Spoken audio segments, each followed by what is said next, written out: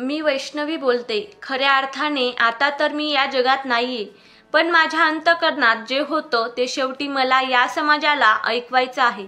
मी केलेली चूक, माझं दुःख हे कदाचित मी असताना जगासमोर आलं नाही, पण आता मी नाहीये म्हणून हे सगळं मी तुमच्या समोर मांडते, जेणेकरून मी ज्या चुका केल्या त्या तुम्ही करू नका आणि कदाचित माझ्या या गोष्टीतून कोण्यातरी मुलींचे जीवन वाचेल, ती तिच्या आयुष्यात माझ्यासारखी चूक करणार नाही या भावनेनेच मी या व्हिडिओतून माझं मन व्यक्त करत आहे।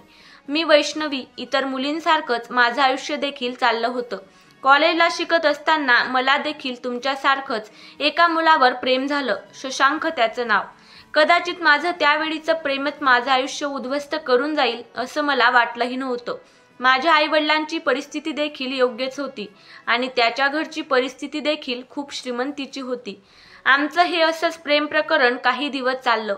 त्यानंतर त्याच्यासोबत आयुष्यभरासाठी राहण्याचा मी निर्णय घेतला।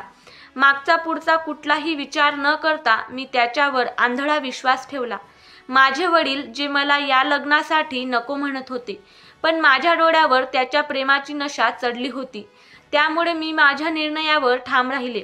लेकीच्या कौतुकासाठी आणि आनंदासाठी माझ्या वडिलांनी इतरांसारखेच माझेही लाड पूर्ण केले। माझ्या लग्नात माझ्या सासरच्यांनी मागितल्याप्रमाणे फॉर्च्युनर गाडी, चांदीची भांडी, 51 तोळे सोने, एवढंच नाही तर त्यांनी सांगितलं त्या ठिकाणी अगदी थाटामाटात लग्न लावून दिले।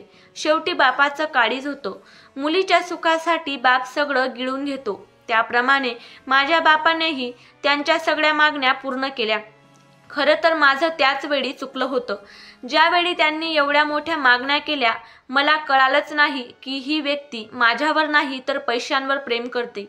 जर माझ्यावर प्रेम केलं असतं तर त्यांना या सगळ्या गोष्टींची गरजच नसती, पण ते म्हणतात ना, प्रेमाची नशा जो चढते ती आपला घात केल्याशिवाय उतरत नाही।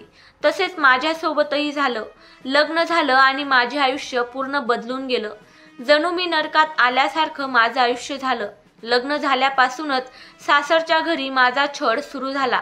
सासू सासरे, नणद, दीर, नवरा कुणीच माझं नव्हतं। बाकीच्यांकडून तर मी काही अपेक्षा करू शकत नाही, पण ज्याच्यासोबत मी 7 जन्म सोबत राहण्याचे वचन घेतले तो सुद्धा माझा राहिला नव्हता।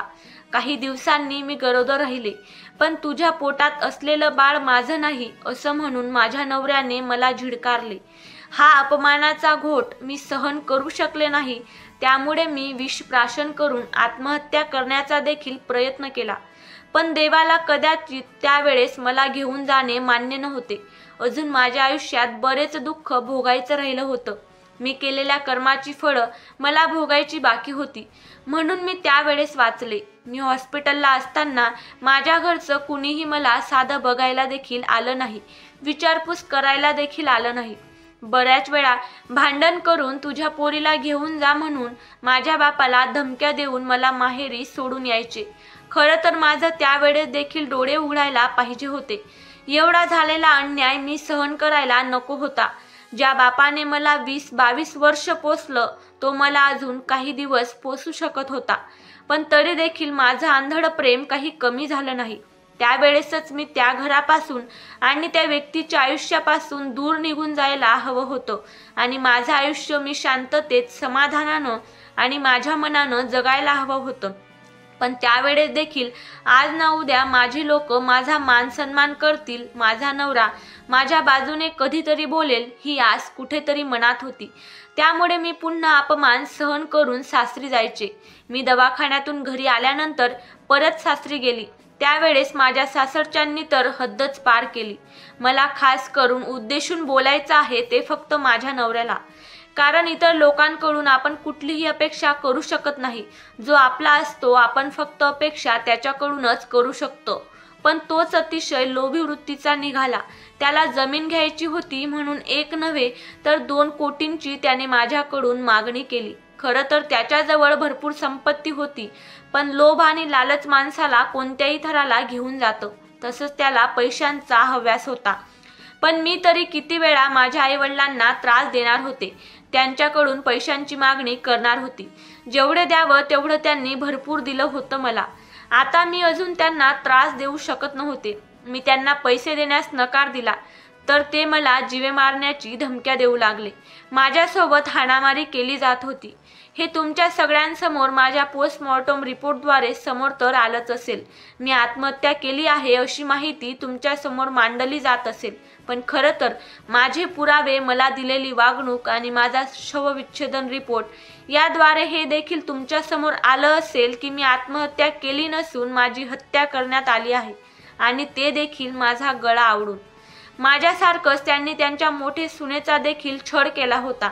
आता ती देखील माहिती सगळ्यांसमोर येतच असेल, पण त्यांच्या असलेला राजकीय दबाव यामुळे सामान्य व्यक्तीची हाक कोणीही ऐकत नाही. राजकीय दबावापोटी मोठी मोठी गुन्हे दाबली जातात. तसेच तिच्यासोबत देखील यांनी अमानुष वागणूक केली असून देखील कोणीच त्यांचं काहीही बिघडवू शकलं नाही. पैसा आणि सत्ता यामुळेच त्यांना कुठलीही शिक्षा झाली नाही. आज देखील मी या जगात नाही, पण माझे कुटुंब, माझे आई वडील माझ्या न्यायासाठी लढत असतील. माझ्या सासरच्या व्यक्तींना कठोरातील कठोर शिक्षा व्हावी असं त्यांना वाटत असेल, पण त्यांचा राजकीय दबाव, सत्ता आणि पैसा यामुळे त्यांना काहीही होऊ शकणार नाही. काही जणांना ताब्यात घेतलेलं असलं तरी देखील काही दिवस ते जेलमध्ये राहतील आणि पुन्हा सुटून जातील. काही जण तर अजून देखील फरार आहेत. त्यांना पकडलं जाईल, जेलमध्ये ठेवलं जाईल, पण ते देखील जास्त काळासाठी राहणार नाहीत. त्यामुळे मला न्याय मिळेल ही अपेक्षाच करणं व्यर्थ आहे. असो, जे माझ्या आयुष्यात घडलं ते माझ्या चुकीच्या कर्माची फळं होती. मी घेतलेला चुकीचा निर्णय माझं आयुष्य बर्बाद करून गेला. मला तुम्हा सगळ्या मुलींना एकच गोष्ट सांगायची आहे, प्रेम करा, पण आंधळं प्रेम करू नका. समोरचा व्यक्ती आपल्यावर प्रेम करतो की आपल्या पैशांवर हे वेळीच ओळखायला शिका. फक्त वरवरच्या रंगरूपाला भुलून समोरच्या व्यक्तीवर प्रेम करू नका, नाहीतर माझ्यासारखं तुमचेही आयुष्य नरक झाल्याशिवाय राहणार नाही. आपल्यापेक्षा आपल्या आईवडिलांना आपलं चांगलं, भलं आणि वाईट जास्त कळतं. ते जो निर्णय आपल्यासाठी घेतात तो योग्य असतो. कदाचित आपली वय आणि बुद्धी लहान असल्यामुळे आपल्याला त्यांचं म्हणणं चुकीचं वाटतं, पण तसं नाही. जगात जर कोणी आपल्यावर सगळ्यात जास्त प्रेम करत असेल तर ते तुम्हाला जन्म देणारे आणि लहानाचे मोठे करणारे आई वडील. त्यांच्या निर्णयांचा सन्मान करा. आधी प्रायोरिटी फक्त आणि फक्त आपल्या आई वडिलांना द्या आणि मगच इतरांना.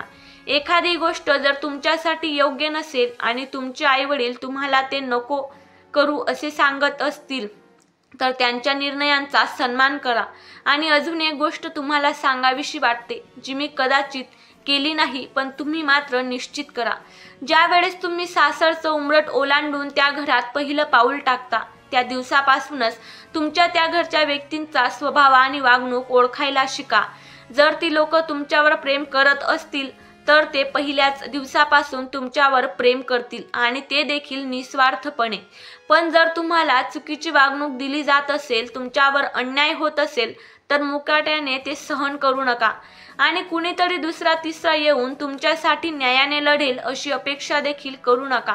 ती लोक त्यांची लायकी दाखवून देतात आणि ते शेवटपर्यंत तुम्ही कितीही चांगले वागले तरी देखील ते तसेच राहतील आणि तशीच अमानुष वागणूक तुम्हाला देतील.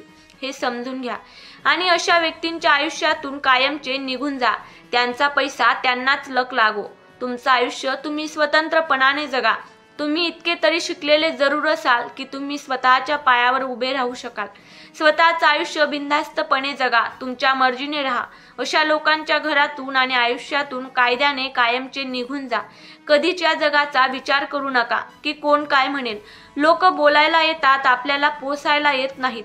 जिथे सहन होतं तिथं सहन करावं, पण जर गोष्टी सहनशीलतेच्या बाहेर जायला लागल्या आणि आपल्याला मानसिक त्रास व्हायला लागला तर त्या ठिकाणी अजून त्रास सहन करू नका, नाहीतर तुमची मानसिकता खराब होईल आणि तुम्हाला तुमचं जीवन नकोसं होईल. जसं मला झालं. जीवन जगण्याचा अधिकार प्रत्येकाला आहे, तसाच तुम्हाला देखील आहे.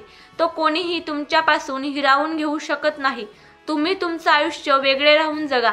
कदाचित अजून काही दिवसांनी कुणीतरी नवीन व्यक्ती तुमच्या आयुष्यात येईल जो तुमचं आयुष्य स्वर्ग बनवून जाईल.